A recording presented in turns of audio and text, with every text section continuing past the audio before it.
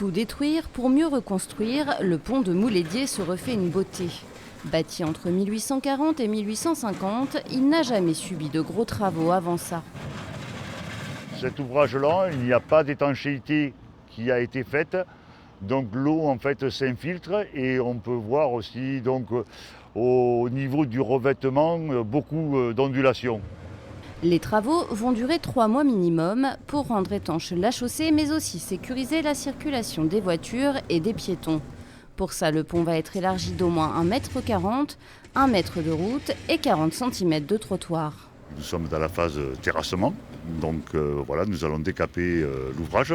Ensuite, nous allons enlever les parapets de l'ouvrage, sécuriser et nous continuerons ensuite par mettre des dalles préfabriquées, du ferraillage, du bétonnage et donc nous allons reconstruire cet ouvrage. Pendant le temps des travaux, une déviation a été mise en place pour les habitants de Saint-Germain et Mons, un changement de circulation qui n'est pas au goût des commerçants situés aux abords du pont. Le pont, il faut le remettre, il faut l'élargir parce qu'il devient dangereux. Et puis les piétons ne peuvent pas passer sur le pont, ont du mal à passer. Donc il faut faire des travaux, on est tout à fait conscient de ça. Mais ce n'est pas la bonne période.